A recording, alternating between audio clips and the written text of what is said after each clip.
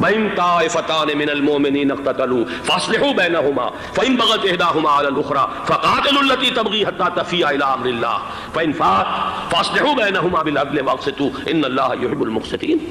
امت مسلمہ کو حکم دیا گیا ہے اگر مسلمانوں کے دو گروہ لڑ پڑے تو تم صلح کراؤ، اور اگر ایک فریق زیادتی پر تلا رہے اڑا رہے تو اب سب مل کر اس سے جنگ کرو یہاں تک کہ اسے اللہ کے حکم کے آگے جھکا دو۔ پھر اگر وہ اللہ کا حکم مان لے صلح پر آ جائے تو پھر عدل و قسط کے ساتھ ان کے درمیان صلح کرا دو۔ یہ ہمیں حکم ہے، مسلمانوں کو حکم ہے۔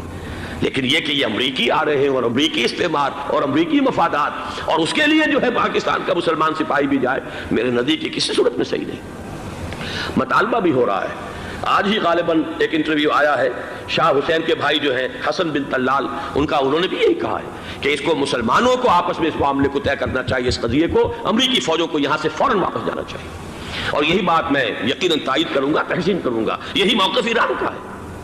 ایران عراق کے خلاف جو UN کے سینکشنز ہیں کہتا ہے ہم اس کی پابندی کریں گے، لیکن امریکہ کو یہاں سے نکلنا چاہیے۔ یہ مسلمانوں کا اپنا معاملہ ہے، وہ آپس میں طے کریں۔ پاکستان کو بھی یہی موقف اختیار کرنا چاہیے پوری قوت کے ساتھ۔ اس میں کوئی بھی اگر کمزوری ہو رہی ہے تو در حقیقت یہ گویا کہ ہم امریکی استعمار کے ہاتھ میں اس کا آلہ کار بن کر، کھلونا بن کر استعمال ہو رہے ہیں، جو کہ ہمیں کسی صورت میں نہیں کرنا چاہیے۔ اگر یہ بھی ناکافی ہو تو دوسرا ایک اور مسئلے کا حل موجود ہے اس سے براڈر سطح پر، کہ غیر جانبدار ممالک اگر کوئی ہے ان کو بھی اس قضیے کے اندر شامل کیا جائے۔ ایک تحریک تھی کسی زمانے میں، کافی بڑی تھی، لیکن یہ کہ وہ بھی اگر اس کے اندر شامل ہو جائیں، لیکن امریکہ، رشیا، یہ تو ظاہر بات ہے سپر پاورز ہیں، ان کے مفادات ہیں، عالمی اور گلوبل مفادات ہیں، لہذا اول تو یہ ہونا چاہیے کہ بین الاسلامی معاملہ بنا کر اس صورت میں جیسا کہ میں نے عرض کیا ہماری پوری فوج بھی جائے اللہ پر توکل کر کے۔ پاکستان کا محافظ اللہ ہوگا اگر اللہ کے ایک حکم کے اوپر عمل کرتے ہوئے مسلمان یہاں سے جائیں اور جا کر وہاں پر جو ہے اپنی جانیں دینے کو تیار ہو جائیں۔ لیکن اگر یہ اس میں بھی کافی نہ ہو تو جو بھی غیر جانبدار ممالک ہیں ان کو بھی اس معاملے کے اندر شریک کیا جا سکتا ہے۔ بدرجۂ آخر اگر پاکستانی فوج جائے وہ صرف حرمین شریفین کے گرد و نواح میں ان کو ڈپلوائے کیا جانا چاہیے۔ اگر خدا نہ خواستہ وہاں پر کوئی آنچ آنے کی شکل پیدا ہو جائے تو اس کی اے ارض پاک تیری حرمت پہ کٹ مرے ہم، اس کے لیے مسلمانوں کو تیار رہنا چاہیے۔ اس لیے کہ بہرحال جہاں تک ارض پاک کی حرمت کا تعلق ہے وہ ہمارے ایمان کا جز ہے۔ باقی برطانوی مفادات، امریکی مفادات، صنعتی ممالک کے مفادات یا کسی شاہی خاندان کے مفادات، یہ شاہی خاندان یہ تو گرتی ہوئی دیواریں ہیں، جانا ہے آج نہیں تو کل، لیکن یہ کہ اصل معاملہ ہے امت کا، اصل معاملہ ہے امت مسلمہ کا، اصل معاملہ ہے حرمین شریفین کا، لہذا ان دونوں چیزوں کو لازماً گڈمڈ نہ کریں۔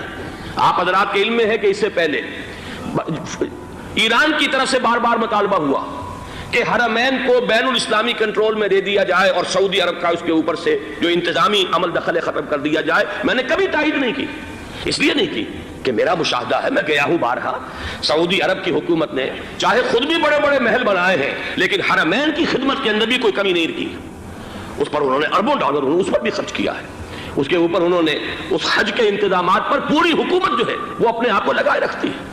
لہذا اس اعتبار سے کوئی کمی کی بات نہیں وہاں پر آئی کہ جس کے لیے ضرورت ہو کہ ان کا عمل دخل وہاں سے ختم کیا جائے، لیکن یہ صورتحال اب جو پیدا ہو گئی ہے یہ بالکل مختلف ہے، اسے اس کے کانٹیکسٹ کے اندر دیکھا جانا چاہیے اور اسی کے حوالے سے میں نے چند رائے آپ کے سامنے رکھی ہیں۔ اب آئیے پاکستان کی طرف جو ہمارا اصل مسئلہ ہے، اس کے تو ہم سب سے بڑے ذمہ دار ہیں، اس کی بھلائی ہے تو، برائی ہے تو، اس میں خیر آتا ہے تو وہ بھی ہماری کوشش اس کے لیے ضروری ہے، اور کوئی شر پیدا ہوتا ہے تو اس کی ذمہ داری بھی ہم پر آئے گی۔ اس کے ضمن میں چند باتیں عرض کر رہا ہوں۔ شدید ترین خطرہ ہے جیسا کہ میں عرض کر چکا ہوں کہ بھارت حملہ کرے گا۔ مجھے تو تقریباً یہ رائٹنگ آن دی وال کے مانند ایک فیصلہ نظر آ رہا ہے، بلکہ آج میں کسی سے کہہ رہا تھا کہ اگر اب نہیں تو پھر کبھی بھارت حملہ نہیں کر سکتا۔ اس کے لیے سچویشن بالکل رائٹ ہے۔ 2 مرتبہ ایکسرسائز کر چکا ہے وہ، خاص ٹارگٹ بنا کر حیدرآباد کو، اور اس کے پیش نظر ہے سندھ میں جو بھی خلفشار ہے اسے اس کے علم میں ہے، جو بھی تصادم ہے۔ اب بھی اگرچہ اس وقت کی جو ہماری اندرونی سیاست ہے یہ اس کا کرشمہ سامنے آیا ہے کہ جی ایم سید صاحب کو ایگزونریٹ کیا جا رہا ہے، ان کو محب وطن کا خطاب دوبارہ دیا جا رہا ہے۔ وہ شخص جس نے اسلام کے خلاف انتہائی زہریلی باتیں کی ہیں، وہ شخص جس کی کتاب اب پاکستان ٹوٹ جانا چاہیے، وہ لاکھوں کی تعداد میں ہندوستان سے چھپ کر آئی ہے، یہاں تقسیم ہوئی ہے، آج اسے سند دی جا رہی ہے۔ یہ ہے ہماری اندرونی سیاست کے کرشمے. میں اس پر تفصیل سے نہیں جانا چاہتا، لیکن اس شخص کی دیکھیے وہ جو علامہ اقبال کا شعر ہے کہ بتکدے میں برہمن کی پختہ زناری بھی دیکھ کعبے میں شکست رشتہ تسبیح شیخ، اور بتکدے میں برہمن کی پختہ زناری بھی دیکھ. کہ نظر یہ آ رہا ہے کہ اس نے رہا ہوتے پہلا بیان یہ دیا ہے کہ ہماری پہلی ترجیح یہ ہے کہ پاکستان ٹوٹ جائے اور ہندوستان کے ساتھ ہم ایک انڈیپینڈنٹ اسٹیٹ کی حیثیت سے کنفیڈریشن قائم کریں. سندھو دیش confederation with India independent of Pakistan. پھر دوسری ترجیح بھی ہے. تیسری آخری ترجیح یہ ہے کہ پاکستان کو 5 ریاستوں میں تقسیم کر دیا جائے اور ایک لوز کانفیڈریشن ہو، بس اس کے سوا کچھ نہیں. 5ویں بھی وہ اردو والوں کے لیے نہیں، مہاجرین کے لیے نہیں، ان کے لیے تو ان کے پاس کچھ نہیں ہے. 5ویں بھی پنجاب میں سے کاٹ کر سرائیکی صوبہ بنایا جائے اور سندھ میں تو بہرحال اردو بولنے والوں کو سندھی بن کر رہنا ہوگا. یہ اس شخص کا رہائی کے بعد بھی بیان ہے جسے آپ سند دے رہے ہیں کہ وہ محب وطن ہے، اور وہ غدار نہیں ہے، وہ پاکستان کا مخالف نہیں ہے. بہرحال یہ حالات جو ہیں انتہائی خوفناک ہیں ہمارے.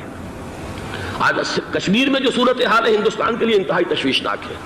جو بدنامی اس کو مل سکتی تھی مل چکی ہے.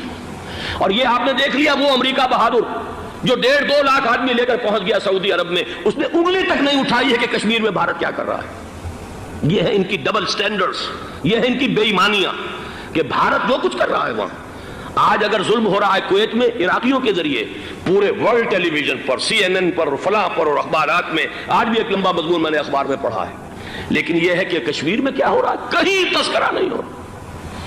یہ ہے دنیا کے اندر دیانت اور امانت اور شرافت کا حال، اور بین الاقوامی سیاست جو ہے اس کے ڈبل سٹینڈرڈز. لہذا جو بدنامی بھارت کو آ سکتی تھی وہ آ چکی ہے. ہندوستان سے ایک نوجوان مسلمان صحافی دہلی سے آئے تھے. نئی دنیا ایک پرچہ نکلتا ہے اس کے طرف سے وہ دورہ کر کے گئے ہیں. مجھ سے بھی لاہور میں ملے تھے، تقریباً 1 مہینہ 1.5 مہینہ ہوا. ان کے الفاظ سن کر میں کانپ گیا تھا.